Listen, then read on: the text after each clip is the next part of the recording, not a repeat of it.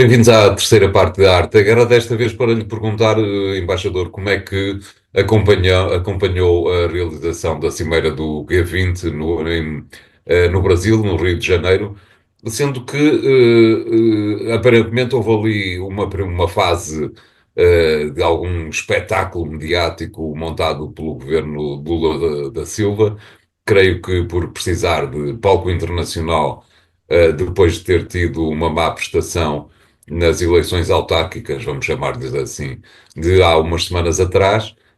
Depois o ambiente ficou marcado pela questão do levantamento da proibição do uso de mísseis de longo alcance contra a Rússia. Foi de alguma forma, uma cimeira atípica, não lhe parece? O G20, António, já de si é uma estrutura atípica. Eu volto a lembrar que o G20 foi uma estrutura que nasceu de uma reunião de ministros dos negócios estrangeiros de um conjunto largo de países que tinham importância económica à escala global. Eram 20, depois as coisas mudaram, se há observadores, etc. Aliás, há observadores convidados permanentemente, há outros convidados só algumas vezes.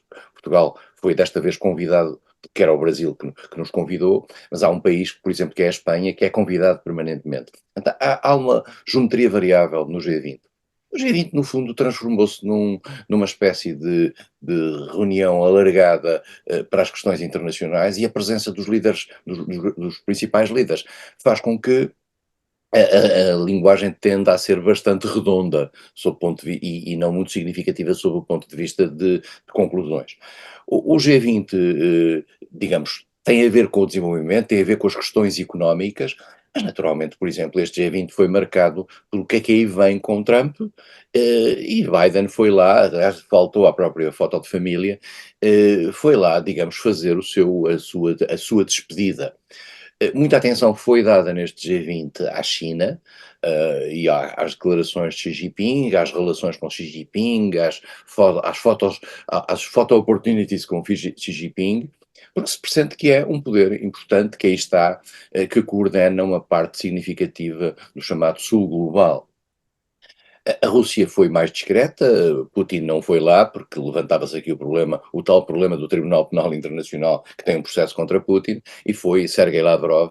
Depois, onde curiosamente também se cruza, de facto, de forma até, digamos, voluntária, com Macron vai cumprimentá-lo a certo momento, coisa que quebra também um isolamento, que de certo modo corresponde ao telefonema de Scholz a Putin.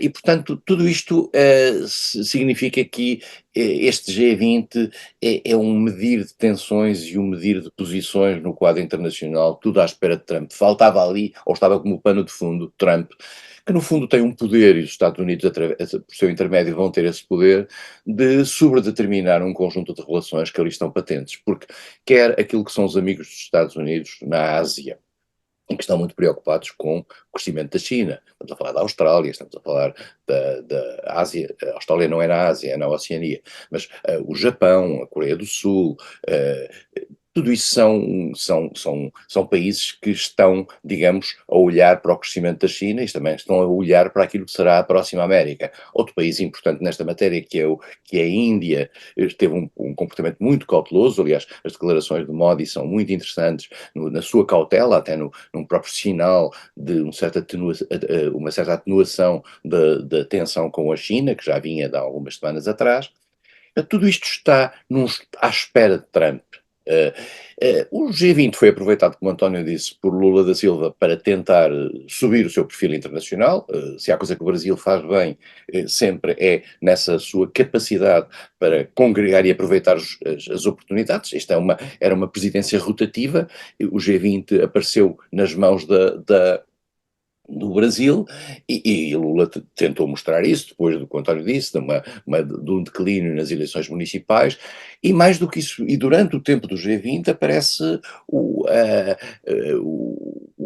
vem ao de cima aquilo que era o aparente golpe militar que estaria preparado no Brasil e que foi desmantelado há um ano, e aparecem agora elementos extraordinários sobre uma possível implicação de Bolsonaro e de gente muito próxima de Bolsonaro nessa tentativa de golpe para evitar a posse de Lula. Portanto, o Brasil está com alguma instabilidade e esta reunião foi perante essa instabilidade.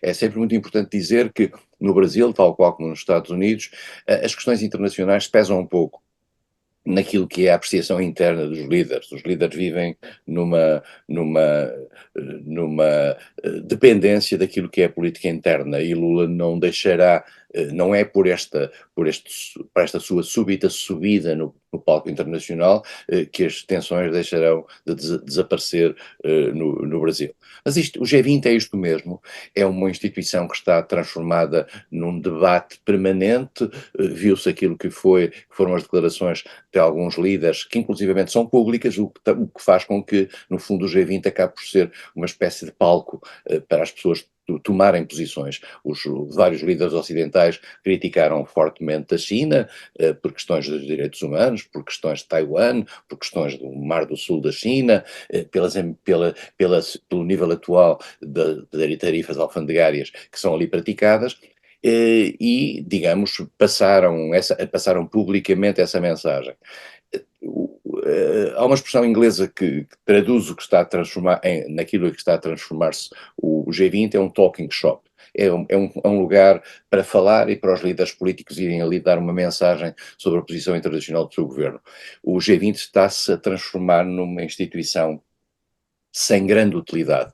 Ela foi de grande utilidade a seguir à crise financeira de 2008, quando foi necessário encontrar modelos comuns de atuação por parte dos países para corresponder à crise e, de certo modo, para terem um template em termos de regras, mas hoje em dia está transformada em mais um talking shop, uma espécie de sub-Assembleia Geral das Nações Unidas. Exatamente, ainda bem que fala nas Nações Unidas, porque a minha pergunta seguinte era exatamente um pouco sobre essa matéria. Foi apresentado nesta cimeira do G20 um plano anti-fome e anti-pobreza, que é exatamente um plano que às tantas valia mais os 20 países, ou 19 países mais ricos do mundo terem decidido apoiar com mais insistência as várias iniciativas da ONU no que tem a ver com o combate à pobreza e à fome, não lhe parece? Doutora, o G20, que tem os tais 19 ou 20 países, mas já tem 35 ou 37, já não sei bem, que se aliam, tem uma vantagem, tem, digamos, uma característica importante, é que representa em si mesmo cerca de 85% ou 88%, já não sei bem, por cento, do PIB mundial. Aqueles países que ali estão são a riqueza mundial. E, portanto, a sensação que existe é que, mais do que nas Nações Unidas, ali poderiam, digamos, significar compromissos vinculativos, etc. Mas, na realidade, os compromissos que ali saem são meramente ações de boa vontade, expressões de boa vontade. E não há, digamos, a boa vontade necessária no G20, por exemplo, para dar força às Nações Unidas. Porque as Nações Unidas têm uma característica. As Nações Unidas têm um corpo, contrariamente ao G20, que não faz resoluções, nem faz nada de vinculativo, a não ser no plano político. As Nações Unidas têm um arsenal de natureza jurídica, política ou jurídica, sério. Razão pela qual, como o António diz, este tipo de ações devem se traduzir dentro das Nações Unidas, devem dar corpo às Nações Unidas. Só que, tendo em conta o bloqueio que existe no quadro do Conselho de Segurança, hoje em dia, e que é cíclico, porque quando algum dos membros permanentes está envolvido em algum conflito, o Conselho de Segurança bloqueia, a sensação que existe é que há uma espécie de um descrédito global sobre as Nações Unidas.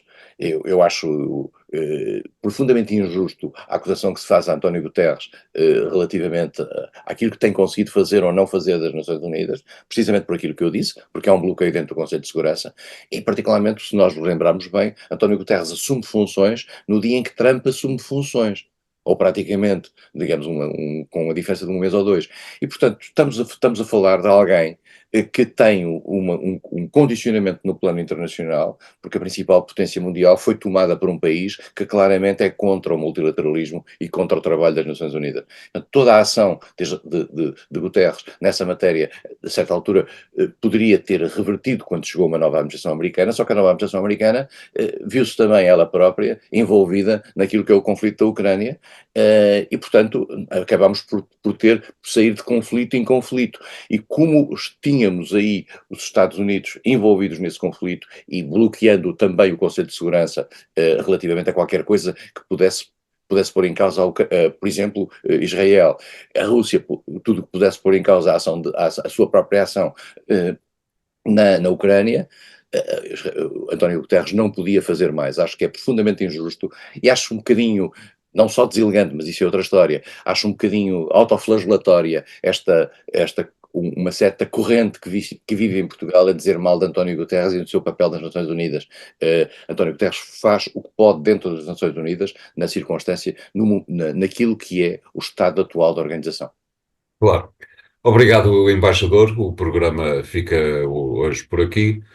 Continuem a segui-lo nas redes sociais e nos sites do Jornal Económico. Obrigado e até para a semana.